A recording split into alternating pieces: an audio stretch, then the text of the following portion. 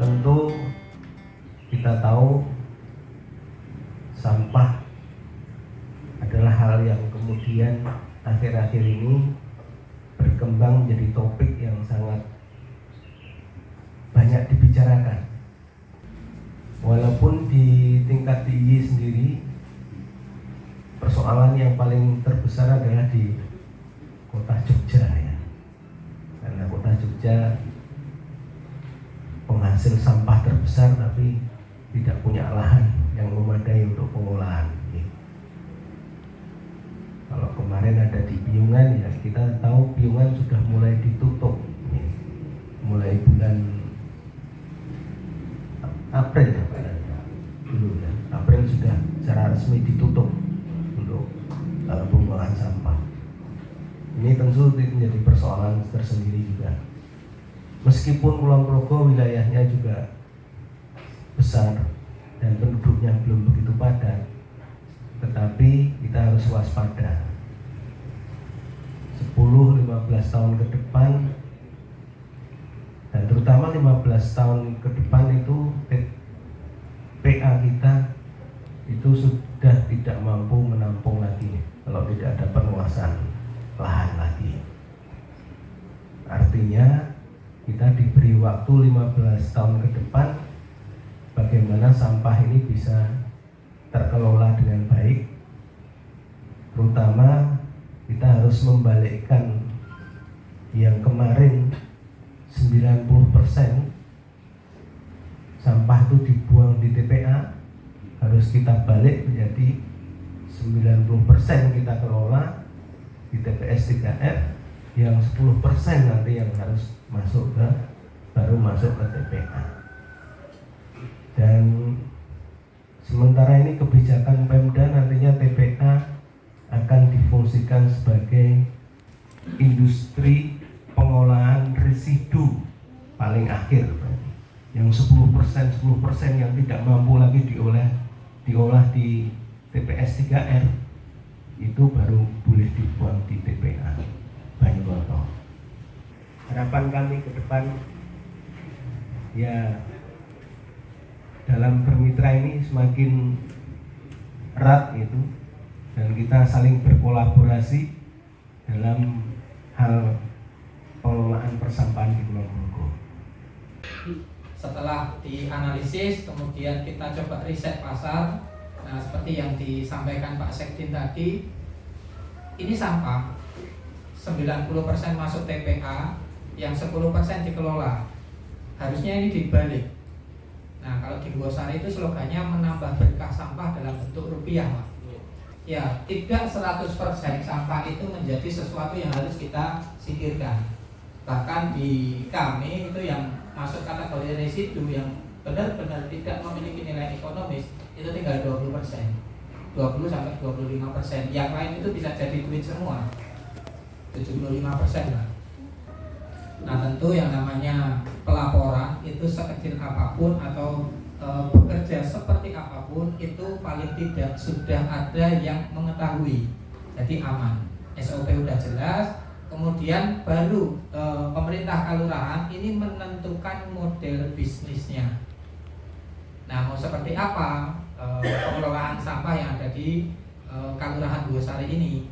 Kemudian model bisnis dipakai oleh pemerintah kalurahan karena yang bisa menaungi itu hanyalah BUMDes atau sekarang sebutannya adalah BUMKAL. Maka pengelolaan sampah Kalurahan Bugosari itu masuk dalam salah satu unit usahanya badan usaha milik kalurahan.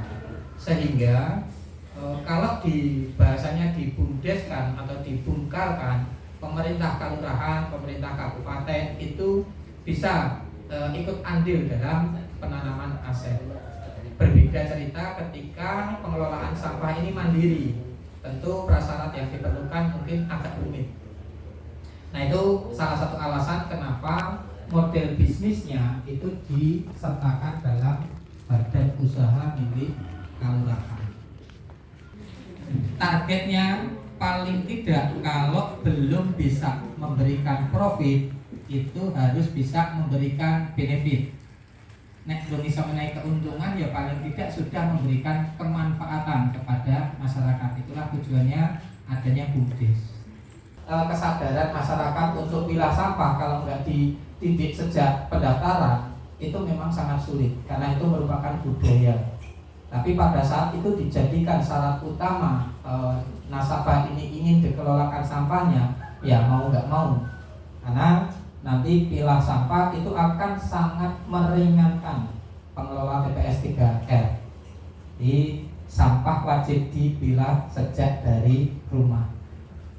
Selain itu, diberikan pemahaman, itu juga disangoni stimulan kantong pilah. Itu akan sangat-sangat membantu, sangat kita rasakan manfaatnya. Hanya sekedar lisan dengan diberikan sesuatu itu beda Bapak Ibu.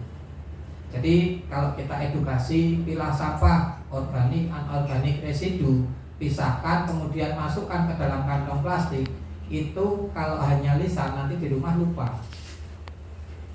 Nah kalau diberikan stimulan paling enggak kita diberikan 3 jenis kantong plastik masing-masing 10 lembar itu bisa bertahan sampai 1 bulan. Nah di 1 bulan pertama saat dia menjadi nasabah baru itu sudah ada budaya pilah sampah sejak dari rumah ataupun minimal sampahnya sudah dikantongi. Sampah ini sesuatu yang unik Pak. Unik, menarik, dan di situ kayaknya semangat untuk bikin sesuatu itu jadi hidup lagi. Jadi harapan saya mungkin energi ini nanti tersalurkan ke Kulon Progo sehingga apa yang panjenengan sedaya kerjakan saat ini itu adalah sesuatu yang membuat jenengan bersemangat lagi untuk membantu DLH Kulon Progo mengurangi permasalahan-permasalahan tentang persampahan.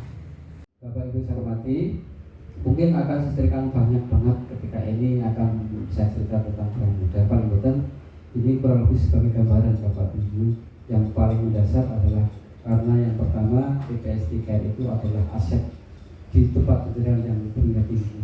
Tidak setiap paduan atau orang mempunyai TPS 3R seperti itu. Bahkan sampai saat ini masih berebut. Ini sangat beruntung kita punya diberikan bantuan. Monggo ini dimanfaatkan sebaiknya. Bagaimana langkah pun itu kita kasih bertemu dengan namanya kendala. Nah, kendala ini yang kita lakukan di Pramuda, kita perankan 3 aktor Pak rahasianya. Menawa dibuntu mentok aktor yang pertama kudu dibeli isi. Aktor yang pertama siapa? Kelembaganya dikuat isi pondasinya. Pengurusnya didandani isi. Nah ini aktor pertama kuncinya pondasinya kudu kuat sih ada lembaga ini. Ketika sudah solid, Kok isi mentok? Peranan aktor yang kedua, sambat ke pemerintah. Pemerintah bisa RT, bisa RW, bisa dukuh, bisa lurah, bisa dalam ini ada DLH. Pak, ini sebenarnya kita punya kendala. Sampaikan saja, pasti awal selalu sambat dan ini memberikan hal yang sangat menarik dan memberikan kontribusi sosial yang sangat apik, pasti akan direspon. Saya kira direspon sesuk. Terus ini kita sadari ketika kita sambat dengan pemerintah, orang iso instan, orang pak ndak kira duit, ya orang iso ngono, pasti nganggo rapat dan sebagainya, pakai program yang kita nanti. Nah, untuk antisipasi ketika nanti ini ibaratnya simbah ki jagake batu bara, iya pora dipati pora. Peranan aktor yang ketiga, pertama sudah kuat fondasinya aktor yang pertama. Yang kedua wisma karo aktor yang kedua adalah pemerintah. Perankan aktor yang ketiga siapa? CSR Pak. CSR ini atau pihak ahlinya boleh. Ini kok orang mentok ya di kita sekarang sudah mulai berlomba-lomba BRI para pihak yang bisa menyembuhkan aspirasi CSR parani jadi sampai mimpaikan tuang sesuai Pak. Ajukan proposal. Saya butuh bla bla bla bla bla. Nah, alhamdulillah Bapak Ibu. Kalau asal internasional ini kita tidak mengajukan proposal, ini kita action aja. Kita berdua, ini jelas dapat perhatian. Tapi kalau yang bangun, yang kerja sama dengan kita ajukan proposal ternyata good. Nah, inilah makanya ketika 3 aktor ini diperankan, insya Allah akan menjadikan sebagai penopang nanti untuk kelangsungan. Karena kita memang tidak bisa sendirian, apalagi sewu di Bapak TPS-nya sudah diakui oleh juga, kalau tidak sudah ada jembatan ke sana. Aktor keduanya sudah terpegang. Tinggal aktor yang ketiga nanti monggo, nanti mungkin dari pihak ahlinya atau CSR-nya atau pihak swastanya yang bisa mendukung. Waktu itu luas lah kayak gini, apalagi sekarang sampah lagi tren, pasti banyak pemerhatian di sana. Tinggal bagaimana keseriusan kita dan kejujuran kita untuk menepui, karena saya Bapak Ibu, nah istinya bantuan kadang-kadang sing malah makrak ya. Ada di teman kita juga mas begitu.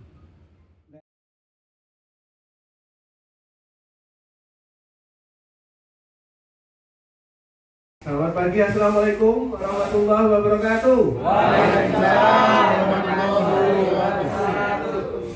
Matur nuwun sangat.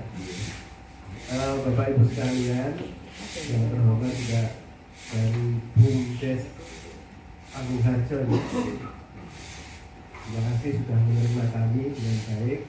Jadi pagi ini kami dari Dinas Lingkungan Hidup Kabupaten Kulonprogo ini adalah rangkaian kegiatan terkait dengan BIMTEK pengelolaan TPS 3R yang akan menjadi pionir-pionir ini Bapak Ibu sekalian. Ini nanti akan menjadi pahlawan-pahlawan pengelola sampah di Kulonprogo. Harapannya begitu, dan saya yakin dengan melihat wajah-wajah beliau itu semangatnya kayaknya tinggi-tinggi gitu ya. Ya, mudah-mudahan nanti ke depan yang muncul tidak hanya di Panggung Harjo, tapi juga mungkin nanti ada di Sentolo, ada di mana? Lemon, Pates. Nah, itu ya Pak Felix ya. Jadi mudah-mudahan banyak tempat nanti yang kemudian tumbuh pionir-pionir pengelola sampah yang kondisi saat ini kita lihat sendiri itu menjadi satu persoalan yang banyak diberitakan di berbagai media. Saya kira nanti Bapak Ibu akan banyak mendapatkan ya sharing pengalaman, kemudian ilmu dari BUMDes Panggung Harjo ini, dan mudah-mudahan ini menjadi penyemangat untuk Bapak Ibu nanti dalam bekerja di lingkup masing-masing. Lama-kelamaan di tahun tersebut, tahun 2012 itu lama-kelamaan itu menumpuk naik gitu, dan oleh pemerintah desa, karena terganggu gitu masyarakatnya, oleh pemerintah desa itu dievakuasi sampahnya. Menariknya 2 bulan setelah evakuasi itu sampahnya kembali Pak, bukan dari Piungan kembali ke sini, tapi warga desa tetap buang sampah di sana. Yang terjadi untuk kedua kalinya pemerintah desa mengevakuasi tumpukan sampah itu, lalu kali ini dikasih pelang. Yang buang sampah di sini kena denda. sama dikasih satu penjaga gitu. Menariknya apa Pak? Warga desa tetap buang sampah di sana sambil bawa duit. Dendanya berapa tak bayar, tapi saya buang sampah di sini ya.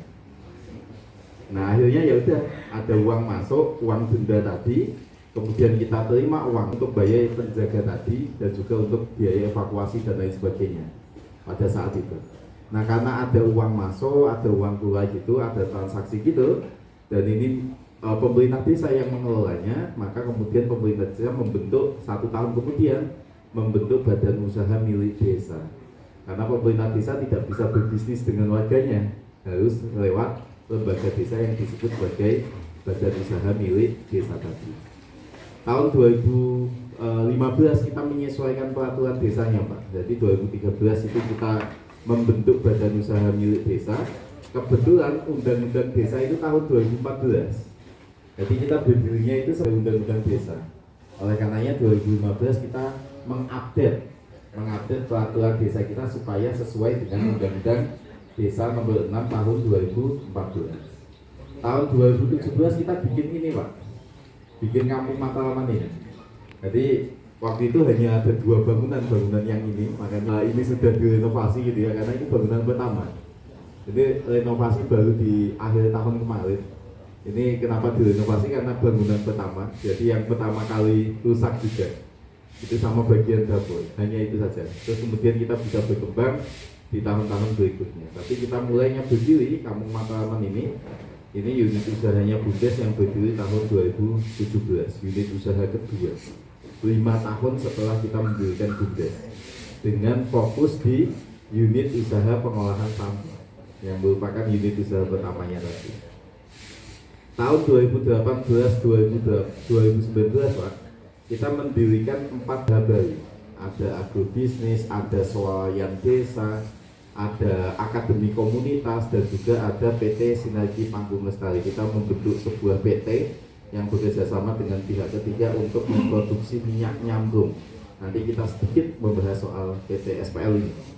Tahun 2020 semua unit yang saya sebutkan tadi itu tutup Pak. Bisa tebak 1 unit usaha yang masih buka Pak? Sampah. Dari situ kita paham ternyata unit usaha pengolahan sampah itu adalah unit usaha yang paling tahan banting terhadap situasi dan kondisi apapun. Mau pandemi, mau bencana, selagi masih ada sampahnya, itu maka menjadi komoditas kita. Jadi unit usaha pengolahan sampah di masa pandemi itu justru malah meningkat. Pendapatannya meningkat, efisiensinya meningkat, dan lain sebagainya.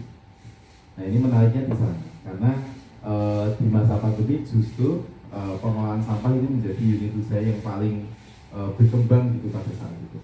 Gitu. Jadi menariknya itu, tahun 2020 juga kita membuat 1 unit usaha pasar desa Berdegi. Nanti kita sedikit bahas soal itu. 2021 kita meresmikan bangunan gedung yang ada di depan. Jadi kita punya dewan pengawas, kita punya dewan penasehat, kemudian kita punya pelaksana operasional. Pelaksana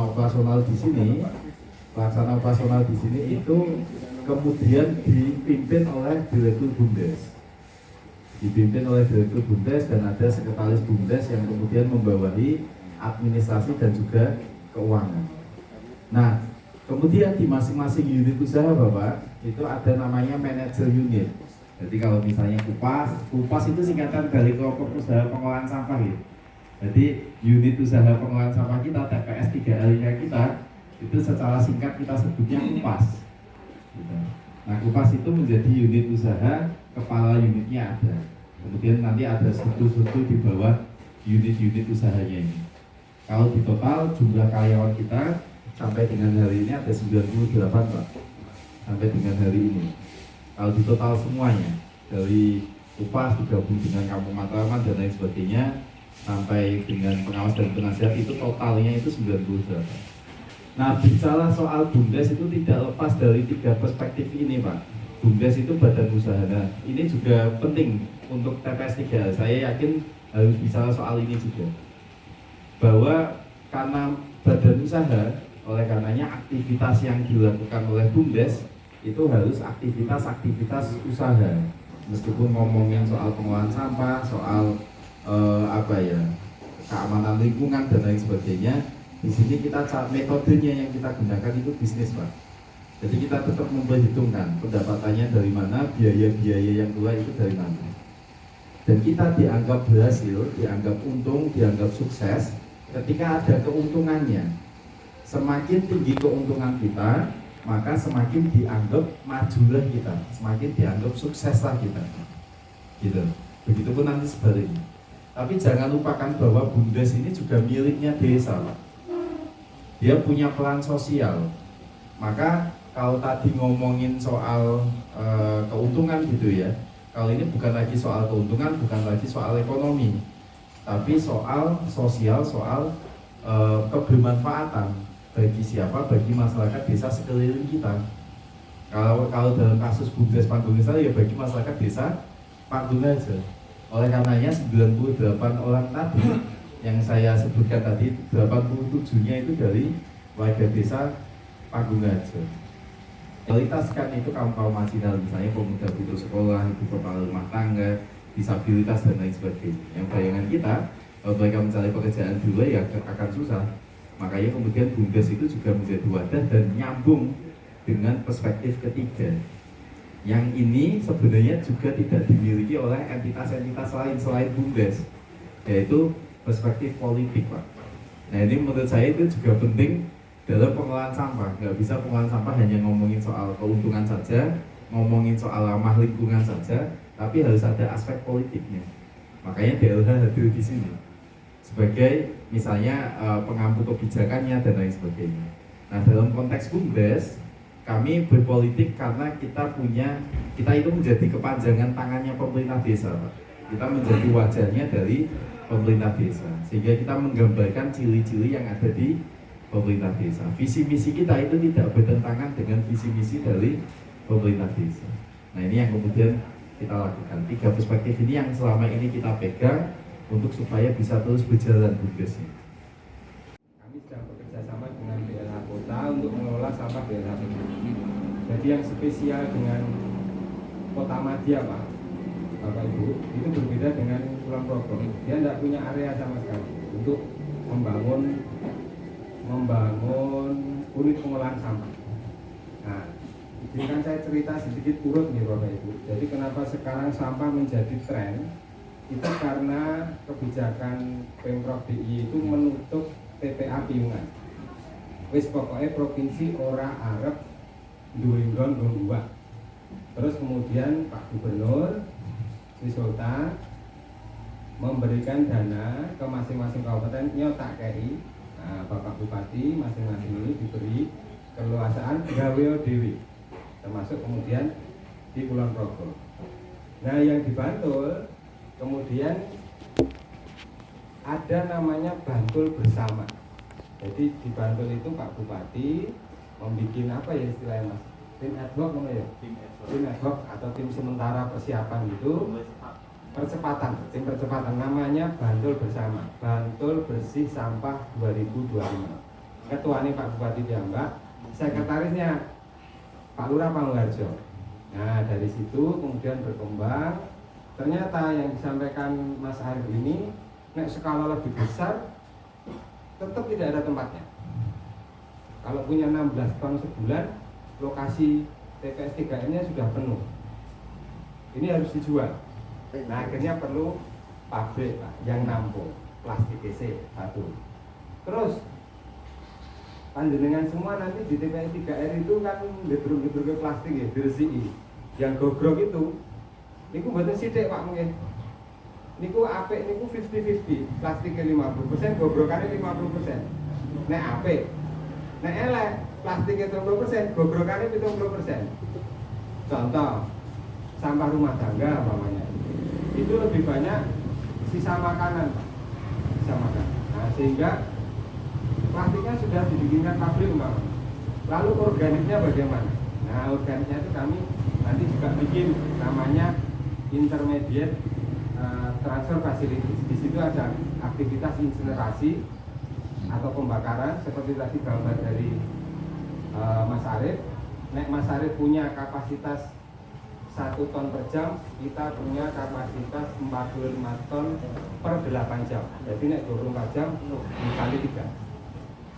Ini yang kemudian lewat bantu bersama itu PNAE piye. Nah, ternyata kalau hanya dimiliki oleh Pemda tidak kuat, Pak. Lalu menggandeng berbagai pihak. Ada dari organisasi masyarakat, ada dari kelurahan-kelurahan. Jadi kelurahan-kelurahan ini bentuk PT, sak Bantul, ini desa saham. Terus ada namanya Gus Durian Peduli, ini dari perwakilan organisasi masyarakat. Terus satu lagi dari swasta, ada PT. Ini yang kita kemudian membentuk.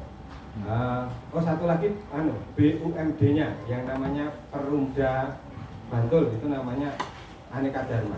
Makanya kemudian namanya Aneka Dharma Waste Management Joint Venture gitu. Nah, isinya kami akan menggantikan peran TPA. Nah, problemnya jane Bapak Ibu ya, khususnya yang nanti di TPS 3R. Yang bikin sampah bau apa Bapak Ibu? Paling mudah saja, yang bikin bau apa? Ya, makanan basi itu. Lebih parah lagi nek pripun makanan basi ini. Tumpuk-tumpuk. Di TPA itu kenapa Pak? Baunya menyengat, menghasilkan lidi karena hujanan Pak. Jadi kalau punya TPS 3R, stoknya sampah di hujan-hujan sudah pasti ada keberatan dari lingkungan. Itu kuncinya nanti bisa dilihat di Bupati. Kalau di hujan-hujan itu yang memperparah pertama karena menghasilkan lindi Pak. Nah, penyelesaian sampah kita biasanya open dumping, itu umum di Indonesia, TPA, termasuk piungan ini. Yang akan kami lakukan menyetop model ini. Nah, bekerja samalah kami dengan TPS 3R, baik Bantul maupun kota. Tidak menutup kemungkinan dengan Kulon Progo. Situ punya apa, kita bisa memfasilitasi apa, memungkinkan. Karena ini bisnis to bisnis Pak, si PT ini.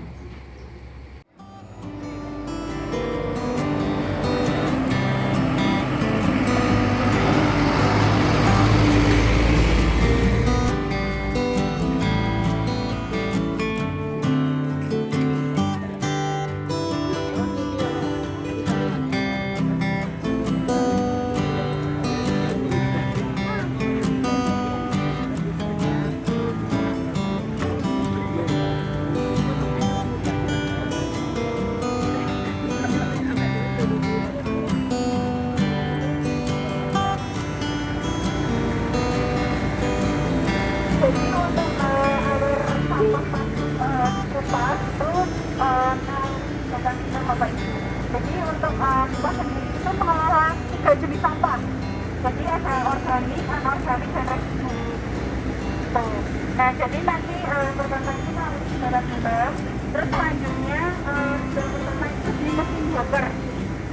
Ya, jadi karena di mesin blower ini ada teman-teman yang melakukan pembukaan residu sampah.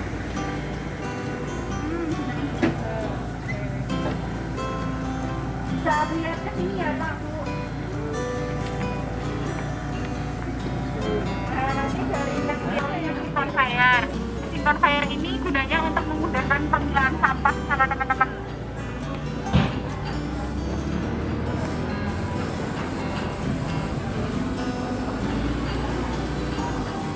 Nah, mesin conveyor ini gunanya untuk memudahkan melakukan pemilahan sampah. Biasanya ada teman-teman yang melakukan pemilahan di atas itu ada 9-10 orang Ibu. Ya nanti masing-masing ada yang milah HD, ada yang milah terus ini karena udah istirahat jadi penuh dan turun. Jadi di bawah mesin conveyor itu ada kantong-kantong milah. Jadi nanti sampah yang dimilah masuk ke kantong-kantong milah itu Pak. Kita ada yang kantong dan kanan sudah ada ya. Jadi nanti setelah mesin conveyor itu di bawahnya ada mesin kantong milah 1 dan 2. Nah, orang yang kita nanti ada di organik. Nah, nanti setelah organik yang ikut itu nanti makinnya kalau bisa dicepat. Nah, terus ada di mesin depannya itu ada cetak-cetak dia yang menggunakan. Terus ini ada mesin press, ada mesin separator juga. Mesin separator itu untuk pembakaran sampah. Ini sampah residu yang dia low value.